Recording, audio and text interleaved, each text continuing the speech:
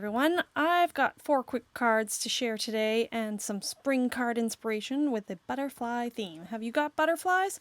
So for this first card, I used a butterfly embossing folder and I embossed this watercolor card that I was playing with some Distress Oxide ink. I believe it was salvaged patina. It was a while ago that I made this, so I don't know if I did have other inks. I've put it up on some mounting tape, and then I, of course, die cut it out. That's how I got the stitched edge on it. And so it's popped up, and then I'm going to use this die from a Simon Says stamp kit, and it says beautiful.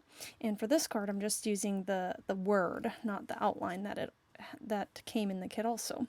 And I have just a little piece of washi tape to keep my tittle from being lost, the dot on the eye, which I do have experience in losing that little dot. So I'm going to use some acrylic blocks to hold it down, and then I have this profile butterfly die that I've cut out twice, once in a white card and once in vellum. It comes from a kit that I got from Hero Hearts, January 2020. Hero Arts, not Hearts, excuse me. That was a card kit. And I don't buy a lot of their card kits, but I really loved that one, and so I don't know if it's still available, but any, butterfly die will do. And this is just how I used this one, which I happen to have a little profile die there. And it's going to finish off the card by just adding a little accent down here in the bottom right. And I'm pressing that down, and I only glued the vellum profile on to kind of the body and just the inside part of the wing so that it can flutter open. And then I'm just going to add one more thing to finish it off. I have this Winka Stella glitter pen, and it's just basically glitter, clear glitter, it gives a little shimmer. And so I'm doing that on the body and on the outside of the vellum wing. And I will show you up close here. It just gives a little sparkle, just a little something something.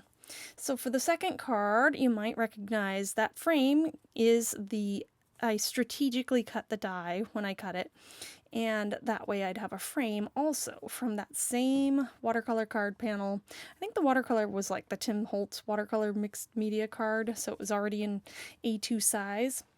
And then I'm going to use the beautiful die again, but this time I'm using also the outline. So if you cut both of them together, the outline and the die, it'll cut this little frame. And I have it on cardstock and then some packaging, so twice. And then I have this lovely paper that's almost got like a fiber fabric-y kind of feel to it, and it's sparkly, and I cut that out of just the beautiful. And again, the Hero Arts kit had another butterfly, which I really loved. So I've cut this out twice. I cut it out of that beautiful turquoise paper and then some glitter paper. And then this other butterfly profile is from a Tonic craft kit. That's an oldie, but it's just one I had in my stash. So I'm kind of fiddling with things, trying to figure out where I want it. And the only thing I could decide on was that smaller butterfly. I want that down in the bottom corner. I was being rather indecisive, but so I glued that down, and I was pretty sure I wanted the sentiment kind of in the center somewhere, but I wanted it to leave enough room for my butterflies. So I glue that thick one down, and so it's kind of a window card. The frame is on foam, and then the outline has, double the dimension. And here I am making sure I have room for the center sentiment, because it's got to go in the middle there. So before I glue it down, I gotta make sure it fits. And then I decide for this other butterfly that I'm going to add a little bit of support to the bottom wings because that frame card has foam on it. So I got to add a little bit of foam tape there and just a little bit for the body. And I had to cut it thinner there and then take that off and then glue the wings on into the corner there. And for that butterfly, I did cut it out twice. I cut it out from the glitter paper, but I fussy cut the body off because I wanted the body to show blue through as well. And I don't know what happened to that footage. I thought I showed it, but maybe I missed that part. So to finish this off, I am just going to add a little bit of that Wink of Stella into the openings of the letters. It gives just a tiny bit of shimmer. I could have saved the white parts and put them in, but I didn't do that for this card. Now for the third card here, it's all about this card base that I've been kind of hoarding forever. It was a Maggie Holmes American Crafts card base set. And I don't want to cover up too much of it, so I have this vellum here. And this frame, I believe it might be from a Tonic craft kit, but you know, it's an oval, and it has a little bit of extra detail there, but any old oval would work for this. And then I'm going to use another Simon Says Stamp card kit die that came in one of the card kits, and this cuts out the word friend. I've cut it out of this inked up watercolor paper here, and then this shimmery pink paper.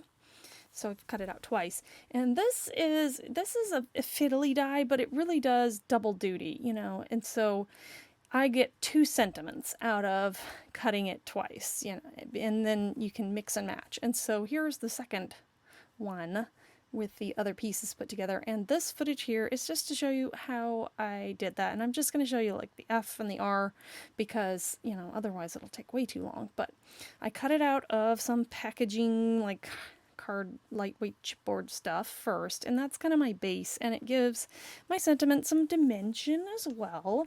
But I'm just generous with the glue because these are like all separate pieces, and so then I'm going to piece in the different colors. So the pink mirror card there, and then the outline, because that die cuts out the outline and the letter, which is pretty cool because you can mix and match, and you can get 2 sentiments for one, and get a lot of unique, you know, color. It's not just a pink mirror F. I've got the outline with that watercolor card also.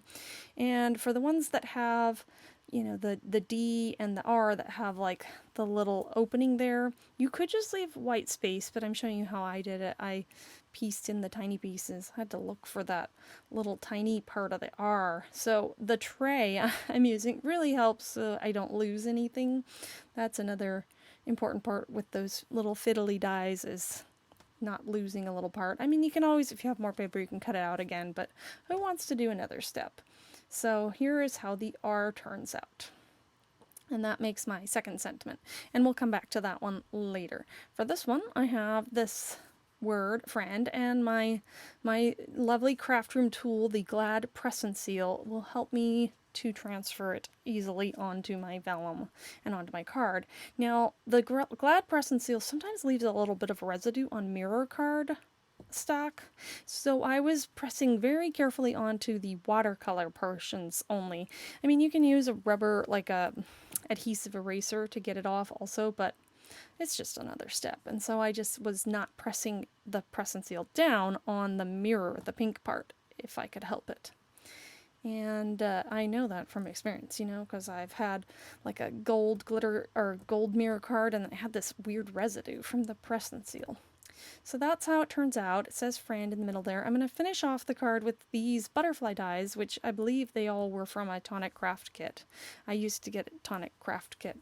And so I have some of the dies from that, and I've cut them out of some of the oxide inked paper, as well as the pink mirror card. So this first one, I have the body glued together, but I've left parts of the wings open, and I'm gluing down the pink mirror card and then letting the other blue card flutter a bit. The wings are not glued down fully.